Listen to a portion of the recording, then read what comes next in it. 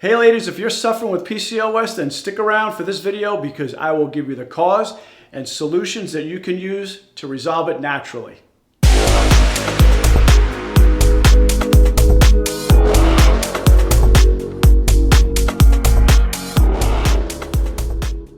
Hello and welcome to Total Health with Dr. Nick. My purpose is to inspire, empower, and motivate you to live longer, healthier, and more abundant lives. And ladies, I've got a great video for you because I know so many of you are struggling with this. Many of you have no idea what's causing your PCOS and what you can do for it naturally. So I've got a great video in store to give you the solutions of what you can do to resolve this. And anyway, if you like what we're talking about, please make sure you like, you share, you comment, and of course, subscribe. Click that little bell notification so you get notified anytime I do a video. So ladies, like I said, we're going to give you the cause and what you can do to correct it. So let's talk about what is PCOS and really the symptoms of it, because many of you, you know you have PCOS, you've been diagnosed with it, but some of you may be struggling and wondering why you're not feeling well and you're not putting it all together.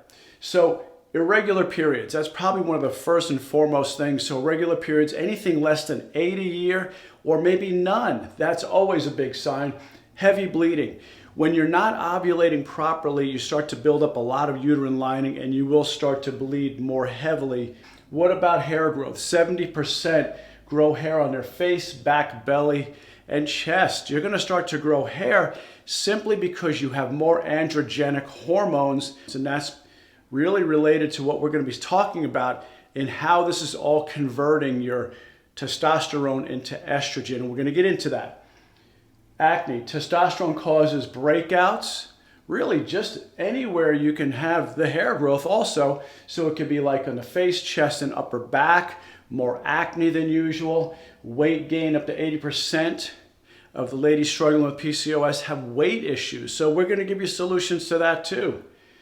Male pattern baldness, your hair can either thin or even fall out. Once again, because you have so much of these androgenic hormones known as testosterone.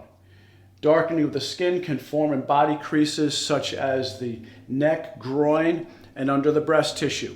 And finally, headaches, because you now have a lot of hormonal changes that are going on that can also trigger headaches. So let's talk about how it's diagnosed.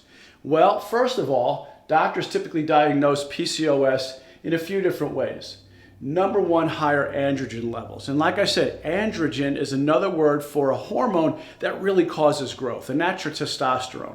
So if your testosterone levels are abnormally high, those are your androgenic hormones, and they measure that, that's one of the signs of PCOS. Another one is, like I talked about on the previous slide, irregular or even missing menstrual cycles. And then finally, ultrasound confirms cysts in the ovaries. So those are the three main signs that we see or doctors see when they're looking to diagnose you with PCOS.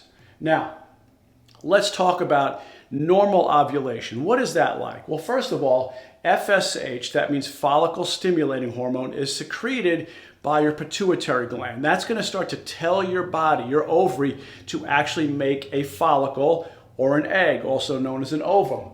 So stimulates the growth of follicles, eggs.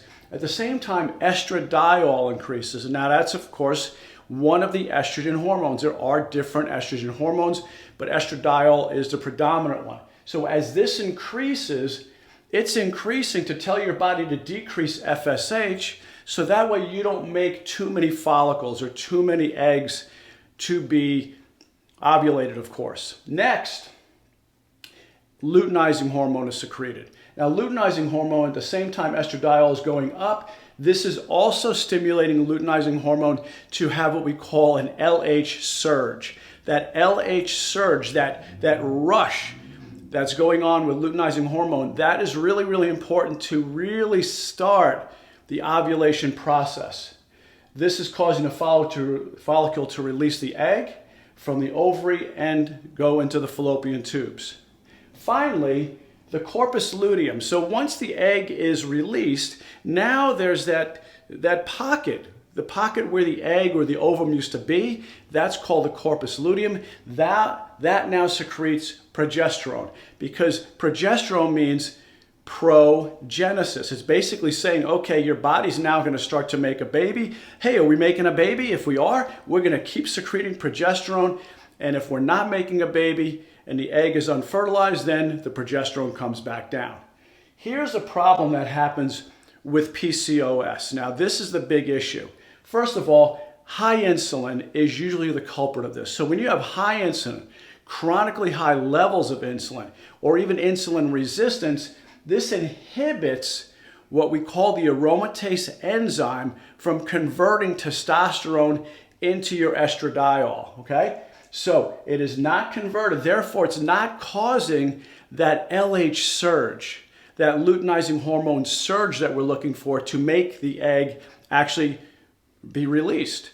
So because that's not happening, because we're not getting that conversion happening, that aromatase enzyme being inhibited, it's not converting testosterone to estradiol. What's happening now is now you're going to start to have what we call an LH bump. Just basically a little bump, but it's not enough to stimulate ovulation. And as a result of that, when you have all these different ovum being produced, that one that was going to go on to become pregnant is not going to get released now. So now you have a bunch of ovum sitting around without this LH surge. FSH is causing multiple follicles to form. So now you have too many follicles. Because of that, since the follicle doesn't mature enough, that one that was going to become the baby doesn't mature enough to reach the stage where it could be released because of that surge that didn't happen. As a result, because of this little bump, now you have too many follicles that are produced, and they're all sitting around going, hey, what are you doing? Are you going to be the baby? Are you going to be the baby? I don't know. Am I the baby? What's happening is now you have all these follicles that don't mature enough, because once that one releases the ovum and the ovum goes up into the fallopian tube and then down into the uterus, once that one happens, the rest of them go, all right, guys, let's get out of here. We're not the one chosen, so let's pack up shop and leave.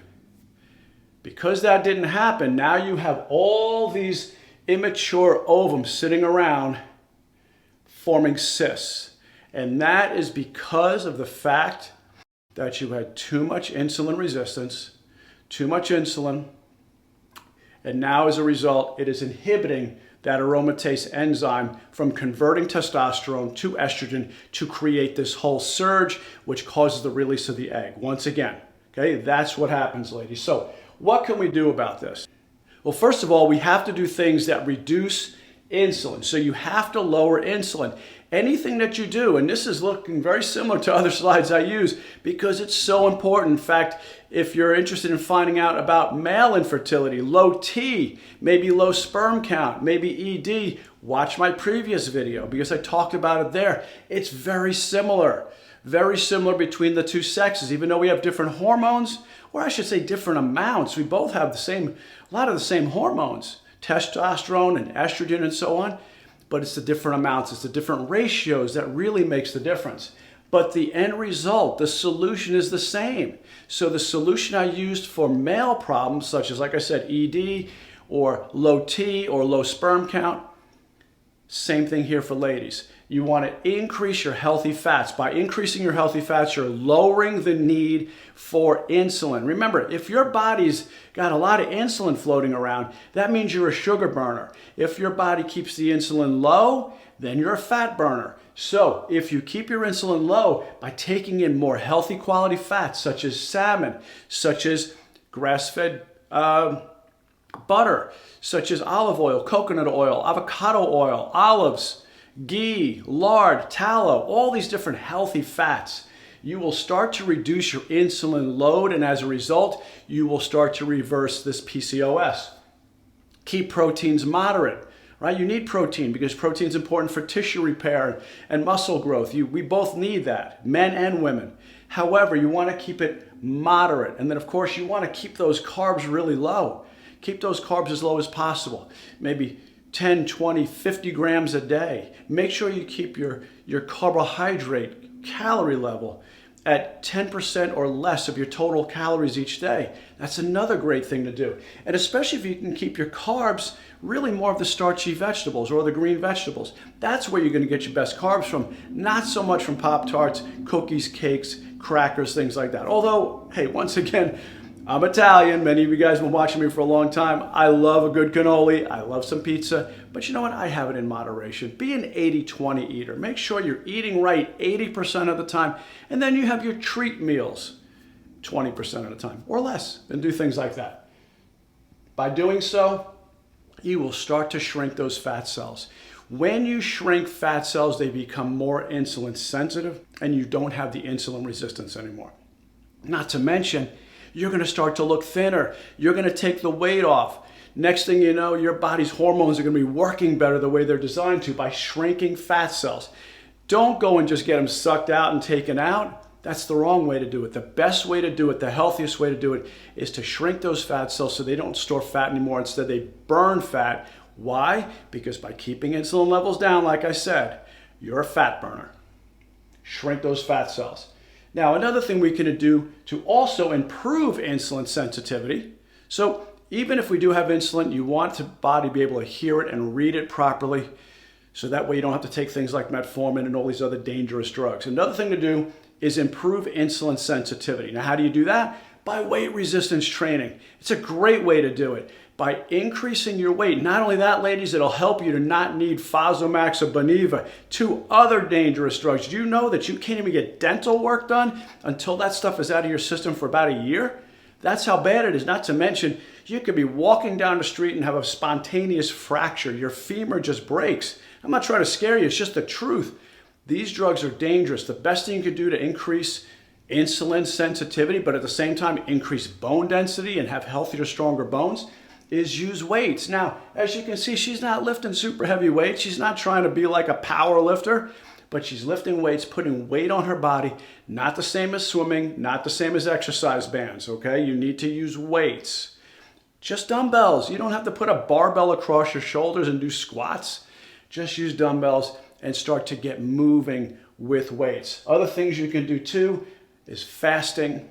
Fasting, of course, brings down your need for insulin, makes your body more insulin sensitive, because when you have too much insulin, chronically high amounts of insulin all the time, you are going to become insulin resistant. So fasting takes care of that.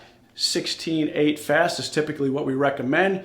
You're fasting for 16 hours a day, you're eating for 8. So it means you stop eating, say 8 o'clock the night before, and you don't eat till about noon the next day. That's the most common way to do it, but you could also do 24-hour fast. If you're really interested in learning how to do fast, you can check out some of the videos we've done on that too.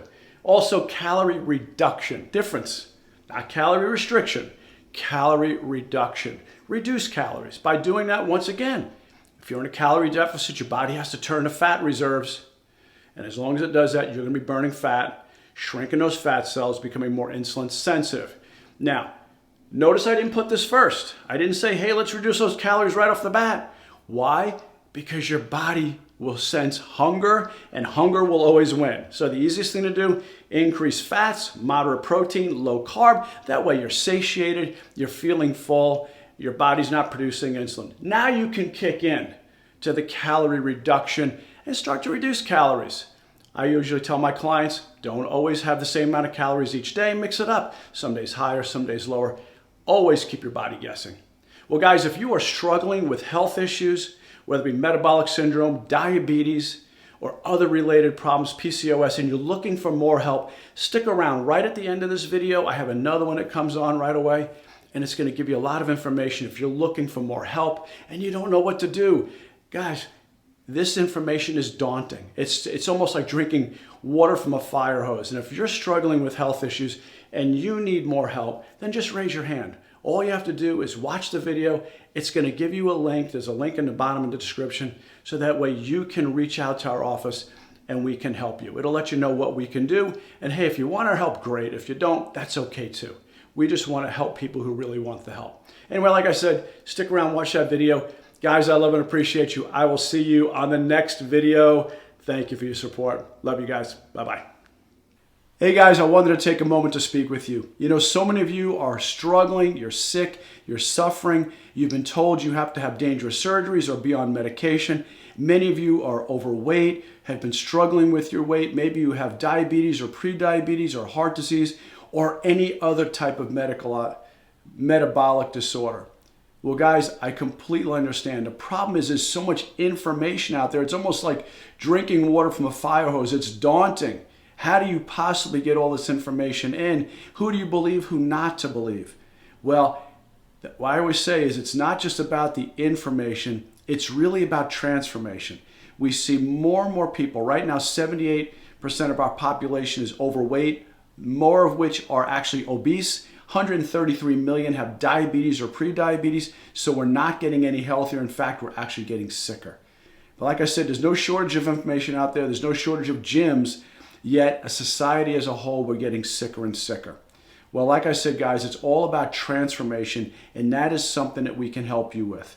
Our goal is to help you transform, not just have more information, but actually reach your soul purpose, actually be healthier, so that way you can do what God created you to do. All it takes is actually you reaching out and raising your hand. Because, guys, don't try to figure this out on your own. It's too much information. You can try if you like, but if you'd like more information as how we can help you, click the link below. In the description box is a link that'll take you to a webinar. You can watch it in the privacy of your own home. And if it resonates with you, if your heart skips a beat in a good way and you feel good about it, then guys, schedule a call. At the end of the video, it'll give you an option to schedule a call with us. We'll hop on the phone together. We'll laugh, we'll cry, we'll figure it out. We're going to take a look as to what you're doing that's working and not working in your health right now. We'll look at where you want to go with your health. And if I can help you reach that faster, I'll show you what that looks like. If I can't and you don't want our help, that's okay too. I'll do the best I can to steer you in the right direction that serves you the best. But not only that, I want you to get on the call clarity, but more importantly, I want you to see what your next steps are. But like I said, guys, it all starts with you raising your hand and asking for help. Click the link below. It'll take you to the webinar, and at the end, it'll schedule a call for you where you can talk to me personally. Well, guys, I look forward to speaking with you. I love and appreciate you. Have a blessed day. Bye-bye.